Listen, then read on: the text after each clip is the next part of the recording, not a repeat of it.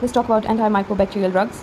So basically, mycobacteria are rod-shaped aerobic bacilli that multiply slowly every 18 to 24 hours in vitro. Cell walls contain mycolic acids, which give them their names. They are long-chain, beta-hydroxylated fatty acids.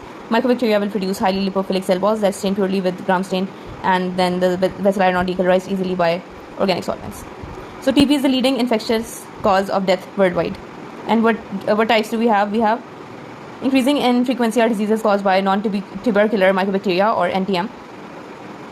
These species include Mycobacterium avium intracellular, Mycobacterium chelonie, Mycobacterium abscessus, and Mycobacterium kansasii and Mycobacterium fortuitum. Finally, Mycobacterium lepri will cause leprosy.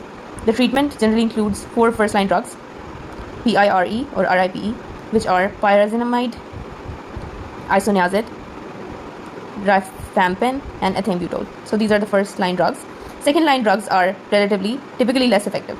So these are going to include aminoglycosides, aminosalicylic acid, bedaquiline, capreomycin, cycloserine, ethionamide, macrolides, and fluoroquinolones. Less effective, more toxic, and less extensively studied. They are used for patients who cannot tolerate the first-line drugs, or who are infected with resistant TB. No drugs are specifically developed for NTM infections or non-tubercular mycobacterial infections. Macrolides, rifamycins, and aminoglycosides are frequently included, but NTM regimens vary widely. So now let's talk about the chemotherapy for tuberculosis. So first of all, it is slow growing. It requires treatment for months to years even. And LTBI can be treated for 9 months with isoniazid monotherapy or with 12 once-week higher doses of isoniazid and rifapentine. In contrast, the TB disease must be treated with several drugs. Treatment for TB has to be at least 6 months, while treatment for MDR-TB. So drug-susceptible TB is for 6 months and multi-drug resistant TB is for about 2 years. When TB patients are given only, resistance is going to develop rapidly when they are only given streptomycin. You can see that. Multi-drug therapy is employed to suppress these resistant organisms. The first-line ones I've told you before, they are preferred because of their high efficacy and acceptable incidence of toxicity. Rifabutine or rifapentine may replace rifampin under certain circumstances. Active disease always requires treatment with multi-drug regimens and preferably 3 or more drugs with proven in vitro activity against the isolate. Although clinical improvements can occur in the first several weeks of treatment, therapy is continued much longer to eradicate persistent organisms and to prevent relapse. So now let's talk about the various courses. So first of all, we have a standard short course where rifampin, isoniazid, pyrazinamide, and ethambutol are given.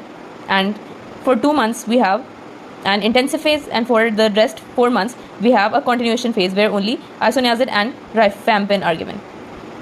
Then we have XDR-TB, where clofazimine and linezolid are given empirically. And then we have the mechanism of action, which we are soon going to discuss.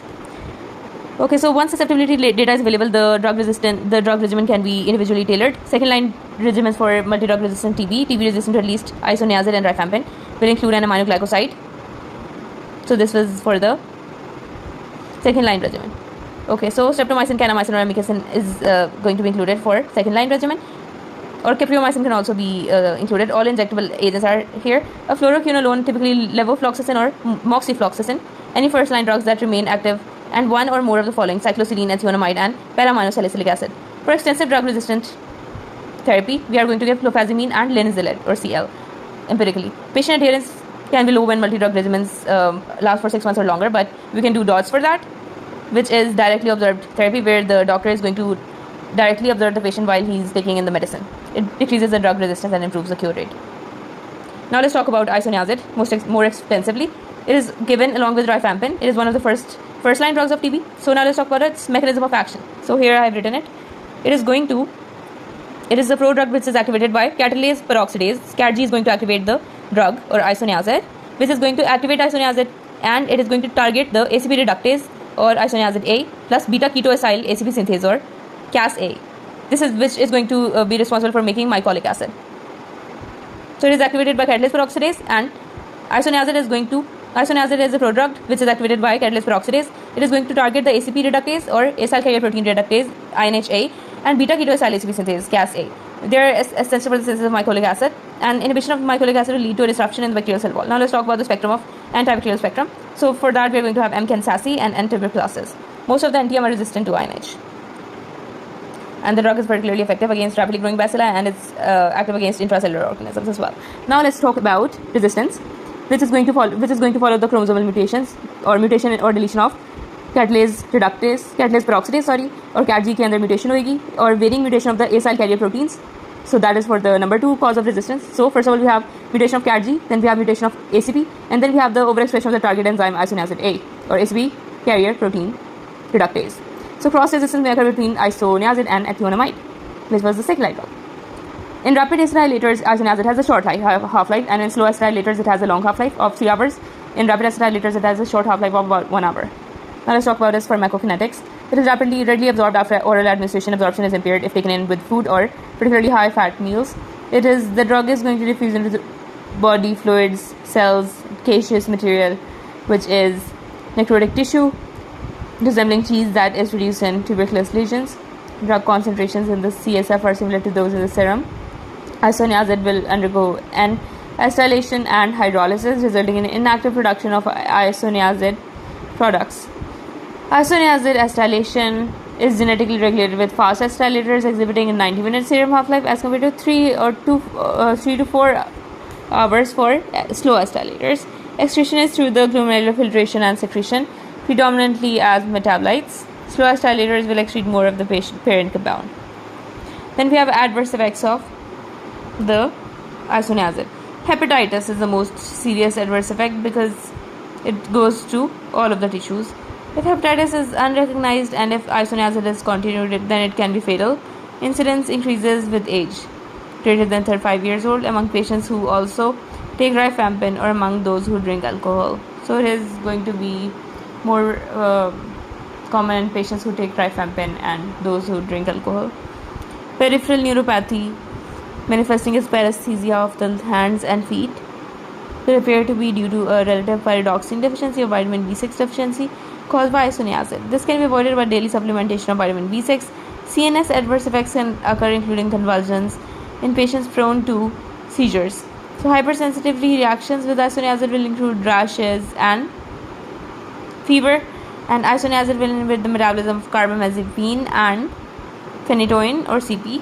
It can potentiate the adverse effects of these drugs and cause nystagmus and ataxia. So कुछ असरात होते हैं on the CNS, including nystagmus and ataxia, and we have to give pyridoxine or vitamin B, क्योंकि vitamin B6 deficiency की वजह से we can also suffer from peripheral neuropathy, so we also have to give vitamin B6. And what else do we have? We can also suffer from seizures वगैरह, and paresthesia हो सकता है hand का, ठीक है, ये main चीज़ है. Then we have other rifamycin. So we have rifampin, rifabutane, and rifapentine. Rifampin, rifabutane, rifapentine. They are all rifamycins, a group of structurally similar macrocyclic antibiotics. They are first-line agents for TB. So rifampin. Rifampin has a broader antimicrobial activity than isoniazid and can be used as a part for several different bacterial infections. ठीक है? So isoniazid से ज़्यादा इसका scope होता है. Resistant strains rapidly emerge during monotherapy. It is given as a single agent in the treatment of active TB. Mechanism of action is that rifampin जो होता है वो rifampin is going to block RNA transcription. So R for rifampin, R for RNA transcription by interaction with the beta subunit of the mycobacterial DNA-dependent DNA polymerase. Now let's talk about its antimicrobial spectrum. It is bactericidal for both intracellular and extracellular mycobacteria, including MTB and NTM, such as M. cansacea and M. avium. It is effective against many gram-positive and gram-negative organisms, and it is also used prophylactically for individuals exposed to meningitis. So we are talking here about rifampin. अच्छा, तो meningitis के अंदर भी rifampin दे सकते हैं, which is caused by H. influenzae or meningococci. Rifampin is also used against M. leprae. So phenytoin है, ठीक है, ये isoniazid है. Phenytoin इसको जो है ना P450 के थ्रू इसको stimulate करा and metabolize बन रहा है. Resistance to rifampin is caused by mutation in the affinity of the bacterial DNA-dependent RNA polymerase gene for the drug. Then we have to talk about the pharmacokinetics. Absorption is going to be adequate after oral administration. Distribution occurs to all of the body tissues and organs. Concentration is attained in the CSF is variable, about 10 to 20% of the blood concentrations. Drug is taken up by the liver and undergoes a enterohepatic recycling. ठीक है, अब rifampin जो होता है उसके अंदर enterohepatic recycling होती है. And rifampin can also induce the P450 enzyme transporters, leading to numerous drug interactions unrelated to its effects on the cytochrome P450 Rifampin will undergo auto-induction, leading to shortened elimination half-life over the first 1 to 2 weeks of dosing.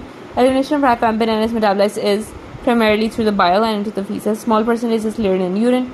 Urine, feces, and other secretions here have an orange-red color, so patients should be forewarned. Tears may even stain soft contact lenses orange-red. Now let's talk about the adverse effects of rifampin. It is generally well tolerated. लेकिन इसमें कुछ इस तरह के effects होते हैं like nausea, vomiting and rash, hepatitis and death due to liver failure are rare. Drugs should be used judiciously in older patients, alcoholics or those with chronic liver disease. There is a modest increase in the incidence of hepatic dysfunction when it is co-administered with isoniazid and pyrazinamide. When rifampin is dosed intermittently, especially with high doses, flu-like syndrome can occur. अच्छा अगर intermittently दे रहे हैं तो फिर flu-like symptoms आ सकते हैं like fever, chills and myalgia, sometimes extending to acute renal failure, hemolytic anemia and shock. लेकिन अगर हम आपको दे रहे हैं isoniazid and pyrazinamide के साथ को administer कर रहे हैं तो फिर क्या होता है hepatic dysfunction हो सकता है. ठीक है. Now let's talk about drug interaction. सबसे पहले हमने isoniazid and rifampin को जब साथ दिया तो फिर hepatitis हुआ, liver toxicity हुई. ठीक है. So rifampin will induce a number of phase 1 cytochrome P450 enzymes and phase 2 enzymes. It can decrease the half-life of co-administered drugs that are metabolized by these enzymes and necessitate higher dosages for co-administered drugs. A switch to drugs which are less affected by rifampin or replacement of rifampin with rifabutin. Okay? So these are metabolites which appear in the bile. 1/3 of the dose is going to appear in the urine. Administration and fate of it. So tears होते हैं, orange red हो जाते हैं. Now let's talk about rifabutin. Rifabutin is a derivative of rifampin. ठीक है. अब इसमें मैंने ये निमोनिक बनाया, ये हमारे पास जो है ना साइड इफेक्ट्स होते हैं I think. For TB patients which are coinfected with HIV. अब HIV हुई है तो फिर rifabutin देंगे. ठीक है. उसके अलावा हम कहते हैं कि who are receiving protease inhibitors or several of the non-nucleoside reverse transcriptase inhibitors, it is a less potent inducer of cytochrome P450 enzyme. It lessens the drug interactions. Rifabutin has adverse effects like rifampin, लेकिन इसमें हमारे पास आ जाता है hepatitis, आ जाती है uveitis, आ जाता है and neutropenia आ जाता है. ठीक है. एंड स्किन हाइपरपिगमेंटेशन आ जाती है. Sorry, not hepatitis but skin hyperpigmentation, uveitis and neutropenia आ जाता है. Then we have rifapentin. Rifapentin जो होता है, it has a longer half-life than rifampin. In combination with isoniazid, it is used once weekly in patients with LTBI and HIV negative patients with minimal pulmonary TB. अच्छा, अब हमारे पास metabolites होते हैं जो कि राइफैम्पिन को स्टिमुलेट करें. तो अगर आपको कुछ भी याद ना है तो आपने कहना है एंटी कन्वल्सेंट्स, एंटी कोएगुलेंट्स और contraceptives and quinidines and warfarin. ठीक है. HIV protease inhibitor, methadone, contraceptives oral. ठीक है. Prednisone, propranolol, quinidine, sulfonylureas, voriconazole and warfarin. Let's talk about pyrazinamide. Okay, so now let's talk about pyrazinamide. So pyrazinamide is a synthetic drug. It is orally effective short course agent used in combination with isoniazid, rifampin and ethambutol. Precise mechanism of action is unclear, and it is enzymatically hydrolyzed by pyrazinamidase into pyrazinamidase to pyrazinoic acid. This is active form. Some resistant strains will lack the enzyme. Pyrazinamide is active against TB in acidic lesions and macrophages. The drug will distribute throughout the body, penetrating the CSF. ठीक है. This is the most important thing. That ये CSF को penetrate करती है. अच्छा, इसमें ये होता है कि जो शॉर्ट कोर्स ट्रीटमेंट होता है उसके अंदर हमारे पास सबसे पहले इनिशियल 2 months होते हैं एंड देन बाद वाले 4 months होते हैं. ठीक है. सो इनिशियल 2 months में we are gonna give like all of the drugs. RIPE वाला निमोनिक था एंड देन जो हमारे पास इंटेंसिव फेज़ के बाद कॉन्टिन्यूएशन फेज़ है उसके अंदर हमने राइफैम्पिन, आइसोनियाजिड देनी है एंड एथेम्ब्यूटोल को भी निकाल देना है, pyrazinamide को भी निकाल देना है. So this is what we have to discuss later on here. ठीक है. और इसके अलावा लिवर टॉक्सिसिटी करवाती है, यूरिक एसिड रिटेंशन करवा सकती है एंड गाउटी आर्थराइटिस भी कभी कभार करवा सकती है. Now ethambutol, it is very important. It is bacteriostatic क्योंकि ये सिर्फ एक ही ड्रग है जो बैक्टीरियोस्टैटिक है. It is specific for mycobacteria. It is going to inhibit the arabinosyl transferase. This is very important MCQ. ठीक है. It is an important enzyme for the synthesis of the MTB cell wall. So ये क्या करता है, अराबिनोसाइल transferase को inhibit कर देती है. Ethambutol is given in combination with pyrazinamide, isoniazid and rifampin pending culture and susceptibility data. Ethambutol will be discontinued if the isolate is determined to be susceptible to isoniazid, rifampin and pyrazinamide. Ethambutol will distribute well throughout the body and penetration into the CNS भी करवाती है. penetration जो होती है ना वो pyrazinamide भी कराती है and ethambutol भी करवाती है CNS के अंदर. ठीक है. It is going to be variable वैसे and it is questionably adequate for TB meningitis. Both the parent drug and its hepatic metabolites are primarily excreted in the urine, and the most important adverse effects is going to be optic neuritis. ठीक है, optic neuritis हमने कहीं और भी किया था पहले, I do not remember now. Optic neuritis हो जाता है इससे पहले, ठीक है, and it is going to result in visual acuity and loss of visual acuity, diminished visual acuity and loss of ability to discriminate between red and green. ठीक है, risk of optic neuritis is going to increase with higher doses. ठीक है, and it is going to, and in patients with renal impairment ये ज़्यादा chances होते हैं. Visual acuity and color discrimination should be tested prior to initiating the therapy and periodically thereafter. So uric acid excretion is decreased by ethambutol, and caution should be exercised in patients with gout. Gout है तो फिर ethambutol ना दो, optic neuritis के chances हैं तो ethambutol ना दो, red and green नजर नहीं आ रहा तो फिर ना दो. Anyway, so ethambutol से optic neuritis हो जाती है, red green color blindness हो जाती है. उसके अलावा baseline visual acuity color vision. Then we have isoniazid. Isoniazid से क्या होता है? hepatitis. ठीक है, उसके अलावा peripheral neuropathy भी होता है. किससे? isoniazid से. तो baseline hepatic enzyme measurements ले लें, clinically significant with phenytoin and carbamazepine which were inducing it. अच्छा, then we had pyrazinamide. Pyrazinamide से क्या होता था? अच्छा, pyrazinamide से basically hepatitis होता था, nausea होता था, hyperuricemia, rash, gout होता था. pyrazinamide से gout होता था mostly. अच्छा, उसके अलावा हम कहते हैं रेयरली गाउट होता था, hyperuricemia and hepatitis most commonly.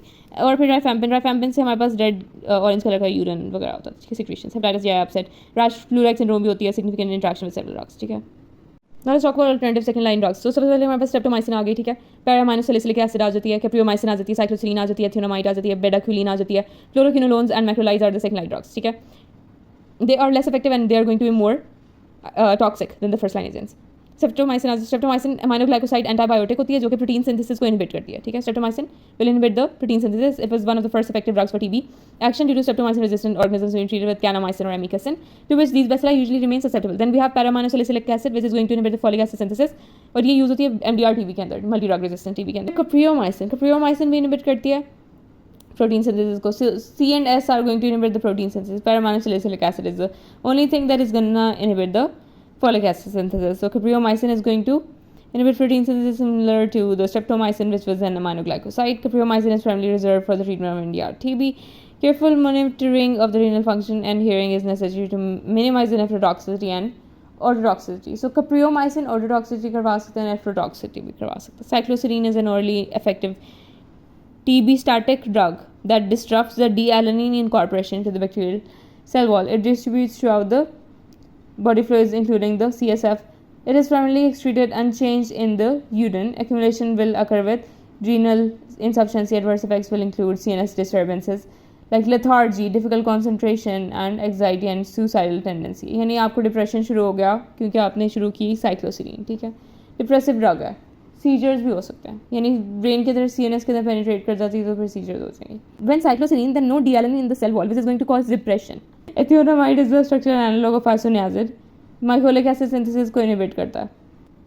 एथियोनामाइड जो होती है वो भी इसी तरह काम करती है जैसे आइसोनियाजिड काम करती है. ठीक है, इनहिबिट करती है माइकोलिक एसिड सिंथेसिस को. Mechanism of action is identical. क्या था मैकेनिज्म ऑफ एक्शन कि वो बेसिकली क्या करती थी, माइकोलिक एसिड सिंथेसिस को इनहिबिट करती थी by it was activated by the catalyst peroxidase. ठीक है, और इसके अलावा इसने क्या करना था, इनहिबिट करना था एसीबी रिडक्टेज को. ठीक है, और इसके अलावा बीटा हाइड्रोक्सीसाइड सिंथेस को. अच्छा, जो वाइडली डिस्ट्रीब्यूटेड होती है including CSF. Ethionamide metabolism extensive होती है most likely in the liver to active and inactive metabolites. Adverse effects: nausea, vomiting, hepatotoxicity, hypothyroidism, gynecomastia, alopecia, impotence and CNS effects. Sterility आ गई. एल्नोमाइड तो एंडोक्रिनल disorders आ. ठीक है, fluoroquinolones भी हैं हमारे पास जैसे लेवोफ्लॉक्सिसिन, मॉक्सीफ्लॉक्सिसिन. इंपॉर्टेंट प्लेस होते हैं in the treatment of MDR TB. ठीक है, NTM के लिए भी मैक्रोलाइड्स आ जाते हैं. Macrolides azithromycin and clarithromycin included in regimens for several NTM infections including MAC. ठीक है, अब मुझे याद नहीं MAC क्या होता है. Azithromycin may be preferred for patients having greater risk for drug interactions since clarithromycin is a substrate and inhibitor of cytochrome P450 enzyme both. ठीक है, ये MCQ में भी आ सकता है. clarithromycin क्या क्या है.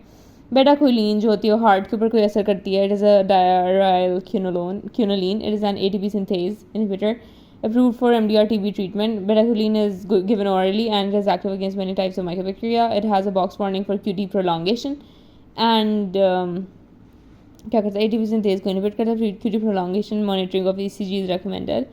Elevation in the liver enzymes have also been reported in the liver function. Should be monitored यानी LFTs भी कराने चाहिए. Agent is metabolized by CYP3A4 and administration with strong CYP3A4 inducers, for example, rifampin, should be avoided. Then we have drugs for leprosy. So सबसे पहले dapsone याद कर लें. I don't know why. ठीक है, अब ये हम Hansen disease भी कहते हैं, US में common होती है.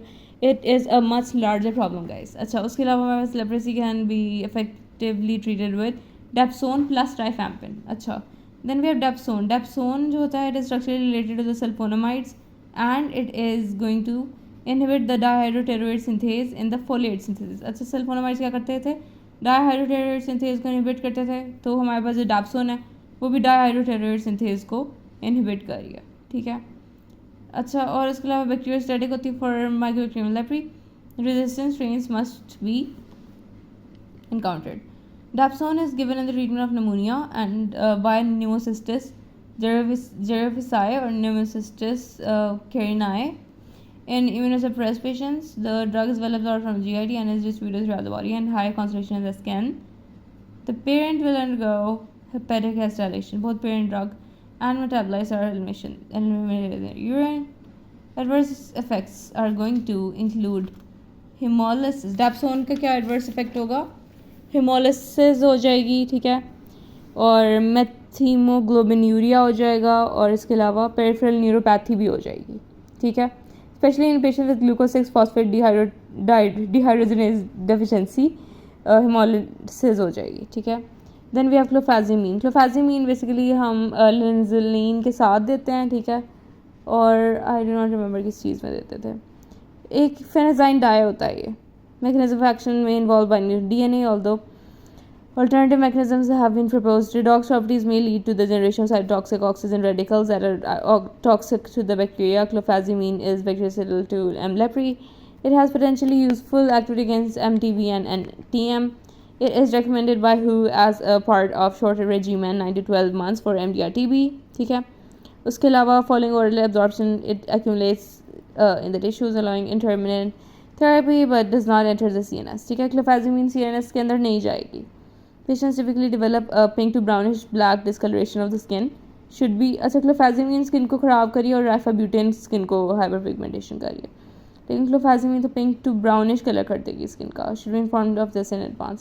Eosinophilic and other forms of enteritis हो सकते हैं, sometimes requiring surgery. They have been reported clofazimine has some anti-inflammatory and anti-immune activities. Erythema nodosum leprosum may not develop if patients are treated with clofazimine.